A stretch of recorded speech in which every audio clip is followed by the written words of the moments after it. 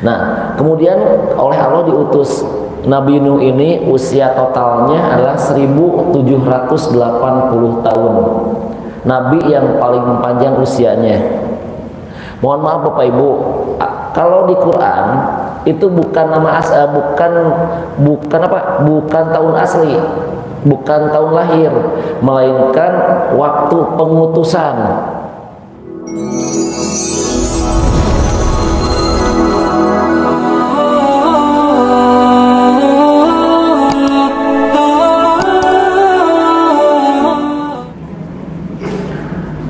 Innal hamdalillah nahmaduhu wa nasta'inuhu wa nastaghfiruh wa na'udzu billahi min sururi anfusina wa min sayyiati a'malina may yahdihillahu fala mudhillalah wa may yudlil fala hadiyalah.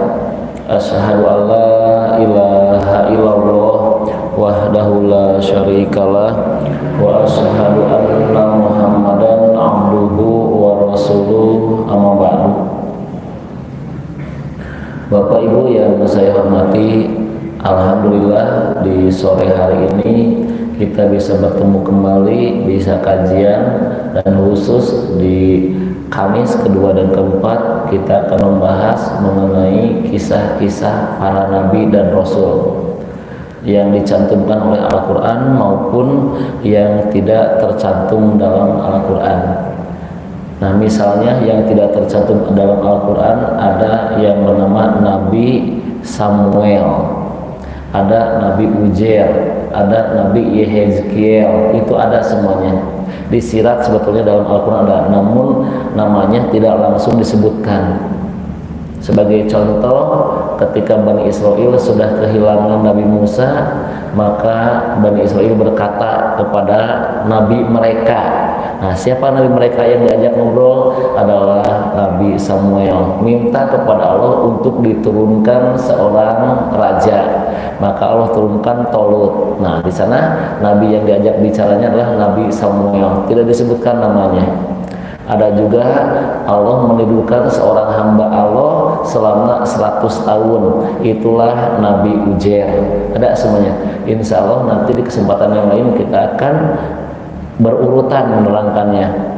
Namun di sore hari ini kita akan melanjutkan bahasan tentang kisah Nabi Nuh, Rasul pertama yang Allah utus ke dunia.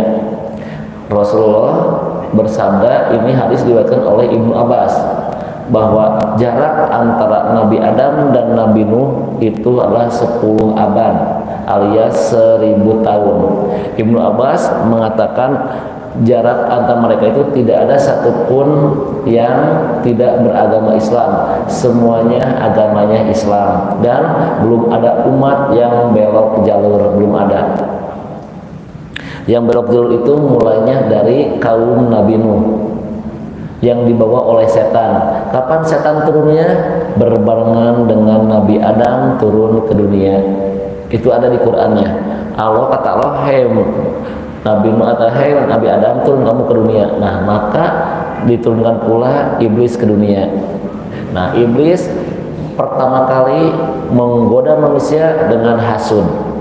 Hasud yang kena adalah anaknya Nabi Adam. Itu kena oleh hasud. Namun untuk ke kaum Nabi Nuh, maka yang kena itu bukan hasud, tapi beda menyembah, beda ibadah, ya alias menyembah selain Allah. Kemarin sudah disebutkan berhala-berhala yang disembahnya ada 5. Yang pertama ada Wan, yang keduanya ada Suwa, yang ketiganya ada Yagus, yang keempatnya ada Yauks, dan yang kelimanya ada Nasr. Dan ini oleh Allah diabadikan di Quran surat ke-71, surat Nuh ayatnya 23. Janganlah kalian meninggalkan penyembahan-penyembahan kalian, dan jangan pula meninggalkan penyembahan Wan, Suwa, Yagus, Yauk, Nasr. Nah, siapa orang ini? Ibnu Abbas berkata, orang-orang inilah orang-orang soleh di kaum Nabi Nuh. Ini anak Adam dulunya, yang hidup kemudian meninggal dunia. Orang ini tidak bersalah. Tidak bersalah, hati-hati. Yang bersalah itu adalah kaum Nabi Nuh yang mendewakan, yang mengkultuskan. Nanti kaum kesininya itu copy paste aja, dan akan sama bicaranya, sama seperti apa yang diungkapkan oleh kaum Nabi Nuh.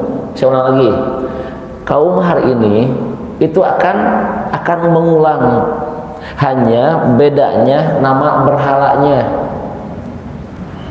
Kejadiannya persis sama, alurnya sama.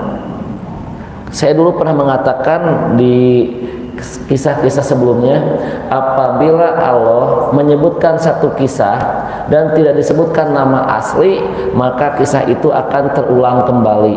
Nah, karena tidak disebutkan nama-namanya, maka ini kisah akan terulang terus gitu. Hanya bedanya aja, beda namanya aja, kisahnya sama. Nah, kemudian oleh Allah diutus Nabi Nuh ini, usia totalnya adalah 1780 tahun. Nabi yang paling panjang usianya. Mohon maaf Bapak Ibu, kalau di Quran itu bukan nama bukan tahun asli, bukan tahun lahir, melainkan waktu pengutusan. Quran surat 29 ayatnya 14, silahkan dicek dulu. Quran, nah bapak-bapak, ibu-ibu yang ada di YouTube sekarang, yang ada di rumahnya masing-masing, yang sekarang lagi menonton, silahkan dicek dulu Qurannya. Quran surat ke-29 itu ayatnya ke-14. Sesungguhnya kami, kata Allah, telah mengutus Nuh kepada kaumnya, dan dia tinggal bersama kaumnya 1000 kurang 50. Nah, 1000 kurang 50 itu 950 tahun. Itu bukan usia. Sesungguhnya aku telah mengutus. Kalau aku telah mengutus berarti masa kerasulan. Nah, di kita tuh kadang-kadang kurang teliti kalau baca. Itu masa kerasulan bukan usia. Yang saya baca itu ada di Bidayah wa Nihayah bukunya, ada di kisah-kisah para nabi karya At-Tabari ataupun karya Ibnu Katsir. Itu ada di sana bahwa usia Nabi Nuh ini sampai meninggal dunia 1780 tahun. Ketika diutus oleh Allah ke umatnya, nah diangkat menjadi rasulnya di usia 480 tahun. Masa kerasulannya 950 tahun. Nah, suatu saat ketika banjir hebat, banjir bandang, maka Nabi Nuh masih hidup. Nah, hidup setelah banjir bandang 350. Di total 1780 tahun. Nah, ketika menerangkan ke umat, sepakat Bu, lihat rumusnya. Kalau ada umat yang Allah utus Rasul, pasti mereka di sana itu akan melawannya. Saya ulang lagi. Apabila ada umat diutus seorang Rasul, maka pasti itu kaumnya akan membangkangnya. Siapa yang membangkangnya? Orang-orang kaya. Jelas Pak?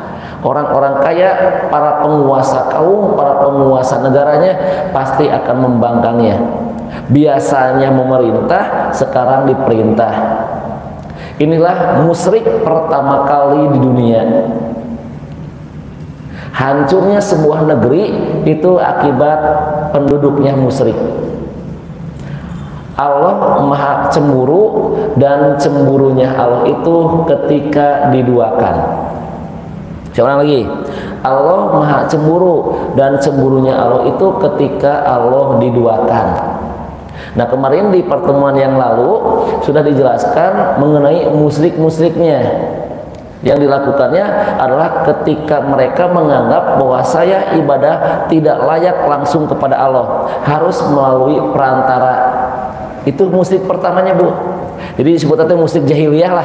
Musyrik jahiliyah mah dia itu tahu kalau ditanya siapa yang mempunyai langit dan bumi, jawabannya Allah. Tapi kenapa mereka tidak ibadah langsung kepada Allah? Mereka menjawab, karena saya tidak layak menyembah Allah, karena saya banyak dosa, harus melalui perantara-perantara. Dan ini pun sama ke kita sekarang. Kenapa Bapak Ibu tidak langsung berdoa kepada Allah? Aku memalu ke Allah teh, karena banyak dosa. Nah, saya mempunyai perantaranya orang-orang soleh. Sama. Nah, perantaranya itu dulunya dikubur. Nah, setan masuk, daripada kamu terus-terusan ke kuburan, bawa aja ke rumah, buatlah patung-patung. Nah, dibuatlah patung. Akhirnya dia menyembelih di rumah-rumah masing-masing. Awalnya ke kuburan langsung. Nah, kemudian Allah utus Nabi Nuh. Nuh, coba kamu jelaskan, ibadah itu tidak seperti ini. Terus Nabi Nuh ini luar biasa. Saya memalu pakai Nabi Nuh teh. Kalau kita bercermin ke apa ya, ke kerasulan Nabi Nuh, isinnya kadang-kadang kita mah baru disindir berubah unung. Kadang-kadang bahasan jadi beda, yang biasanya lantang ketika disindir mah jadi lemah lembut. Jadi ngobrolnya tuh nggak lantang lagi. Ustaz punten di dia mau ulang ngabahas gitu, di dia mah ngebahasna iya we. Jadi sesuai dengan pesanan. Banyak pas yang seperti itu. Jadi ngomong haram jadi halam. Aneh. Harusnya bercermin ke sini. Dan semua orang adalah pendakwah. Hati-hati Pak. Semua orang itu adalah pendakwah. Namun di kita pendakwah itu jadi sempit. Jadi kalau kita berbicara pendakwah tuh, satu harus ada meja, harus ada mimbar, dan harus seorang ustad. Padahal semuanya pun pendakwah. Pendakwah tuh mengajak. Hayo mengajak. Suksesnya dakwah itu bukan orang yang ikut, tapi suksesnya dakwah itu ketika kita berani menyampaikan benar, menyampaikan salah, ya salah. Itulah sukses dakwah. Nah, kalau kita